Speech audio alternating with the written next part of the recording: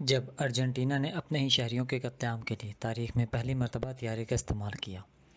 السلام علیکم سامعین، میں ہوں آپ کا میزبان اسد اللہ، اور آج میں آپ کے سامنے تاریخ کے دردناک واقعات میں سے ایک واقعہ لے کر آیا ہوں۔ یہ 19 جولائی 1924 کا سیاہ دن تھا، جب ارجنٹینا میں اپنے حقوق کا مطالبہ کرنے والے 500 قدیمی باشندوں کا قتل عام کر دیا گیا تھا۔ اس واقعے کو نیپالپی قتل عام کے نام سے جانا جاتا ہے۔ نیپالپی کا مطلب مقامی زبان میں قبرستان کا ہے، اور یہ وہ قتل عام ہے جس کے لیے پہلی مرتبہ کسی طیارے کا استعمال کیا گیا۔ اس سے قبل پہلی عالمی جنگ میں طیاروں کا استعمال کیا جا چکا تھا، مگر سابق پائلٹ اور محقق الیجانڈرو کولیو کہتے ہیں کہ یہ واقعہ اس لیے منفرد ہے کیونکہ اس معاملے میں طیارے کا استعمال کسی دوسرے ملک یا کالونی کے خلاف نہیں بلکہ اپنے ہی لوگوں کے خلاف کیا گیا۔ یہ قتل عام کیسے اور کیوں ہوا، اس کا پس منظر جانتے ہیں۔ مزدوری میں اضافے کا مطالبہ اور خونی رد عمل 20ویں صدی کے اوائل میں ارجنٹینا کے قدیم باشندوں کو مخصوص علاقوں تک محدود کیا جانے لگا تھا۔ محقق و مورخ ماریانا جیوڈانو کہتی ہیں کہ ان مخصوص علاقوں یا ریزرویشنز میں قدیم باشندوں سے جبراً کھیتوں میں مزدوری کروا کر انہیں تہذیب یافتہ بنایا جاتا۔ اس قتل عام میں بچ جانے والے ایک شخص کے بیٹے سابینو ریگوئن بتاتے ہیں کہ کم اور موقعت برادریوں کے مزدور متحد ہو کر اپنی مزدوریوں میں اضافے کا مطالبہ کرنے لگے، مگر کسی نے ان کی بات نہیں سنی۔ جب ان کی بات نہیں سنی گئی تو انہوں نے ہڑتال کر دی۔ اس کے جواب میں خونی رد عمل سامنے آیا۔ الیجانڈرو بتاتے ہیں کہ 19 جولائی 1924 کی صبح وہ پہلی مرتبہ تھا جب ایک مسلح طیارے کو ارجنٹینا کی سرزمین پر اپنے ہی لوگوں کے خلاف استعمال کیا گیا۔ سابینو نے بتایا کہ اس صبح لوگوں کو خبردار کر دیا گیا تھا کہ انہوں نے ہڑتال جاری رکھی تو انہیں مار دیا جائے گا، وفاقی پولیس آئے گی اور انہیں قتل کر دے گی، اور ایسا ہی ہوا۔ اس کے بعد گورنر فرینڈو سینٹینو نے ایک مقامی فلائنگ کلب سے ایک طیارہ مستعار لیا۔ الیجانڈرو بتاتے ہیں کہ اس طیارے کا پہلا مشن جائزہ لینا اور نگرانی کرنا تھا۔ اس کے ذریعے اہداف کی نشاندہی کر لی گئی تاکہ بعد میں زمینی سپاہیوں کا قتل عام کر سکیں۔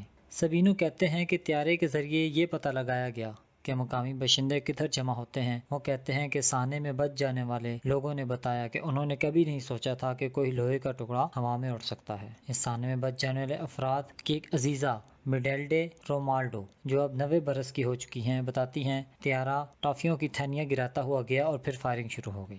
ماریانا جیوڈانو بھی یہی بتاتی ہیں۔ وہ کہتی ہیں کہ اس جہاز نے ٹافیوں کی تھیلیاں گرائیں تاکہ بچے جھاڑیوں سے باہر نکلیں۔ اس طرح مقامی افراد زمینی سپاہیوں کی نظروں میں آ گئے۔ میڈیلڈے کہتی ہیں سپاہیوں نے لڑکیوں کا ریپ بھی کیا۔ اس موقع پر 130 سپاہیوں نے اس کمپاؤنڈ کا گھیراؤ کر لیا اور غیر مسلح افراد پر تقریباً 5000 گولیاں چلائی گئیں۔ جو لوگ گولیوں سے نہیں مرے انہیں بودوں سے مار دیا گیا۔ سابینو کہتے ہیں کہ فائرنگ کے بعد طیارہ ایک مرتبہ پھر اوپر سے یہ دیکھنے کے لیے گزرا کہ کہیں کوئی مقامی شخص زندہ تو نہیں بچ گیا۔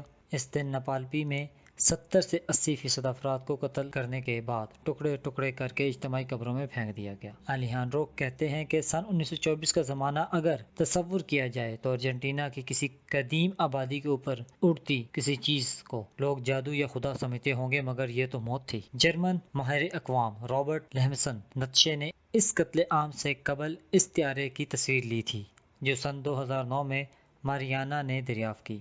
ماریانا کہتی ہیں اس طیارے کے آگے کئی لوگ کھڑے ہیں، جن میں سے کچھ مسلح ہیں، کچھ نے فوجی وردیاں پہن رکھی ہیں۔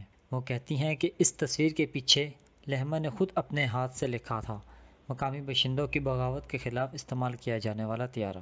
نیپالپی کا قتل عام ارجنٹینا میں اپنی نوعیت کا پہلا قتل عام تو تھا، مگر آخری نہیں تھا۔ الیجانڈرو بتاتے ہیں کہ اس کے بعد بھی حقوق مانگنے والی قدیم آبادیوں کے خلاف کئی آپریشنز کیے گئے، یہاں تک کہ ایک ٹرانسپورٹ طیارے کو بھی استعمال کیا گیا جس کا پچھلا دروازہ نکال کر وہاں مشین گن لگا دی گئی تھی۔ اس طرح وہ بتاتے ہیں کہ 16 جون 1955 کو بیونس آئرس پر 4 گھنٹے تک بمباری کی گئی، جس کے بعد 308 لاشیں برآمد ہوئیں۔ الیجانڈرو کہتے ہیں کہ اس بمباری کے بعد موت کی پروازوں کا سلسلہ شروع ہوا، جسے وہ عظیم ترین ناانصافی قرار دیتے ہیں۔ وہ ان جبری گمشدگیوں اور قتل کے واقعات کی جانب اشارہ کر رہے تھے جو سن 1976 سے 1983 کے درمیان پیش آئے۔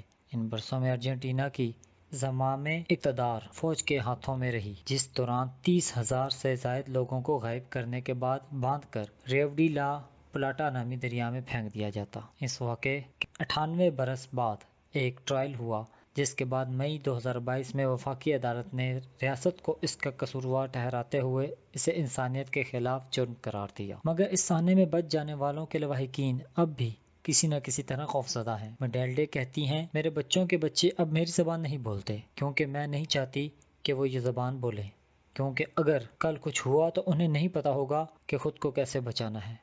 اگر ہسپانوی زبان بولتے ہوں گے تو وہ خود کو بچا لیں گے۔ الیجاندرو کہتے ہیں کہ فضائی تاریخ کی کتابوں میں ایسے واقعات شامل کرنے سے انہیں مستقبل میں دوبارہ ہونے سے روکنے میں مدد ملے گی۔ ایسی مزید ویڈیوز کے لیے ہمارا چینل سبسکرائب کریں، ویڈیو کو شیئر کریں اور لائک کا بٹن دبانا مت بھولیے گا۔ شکریہ۔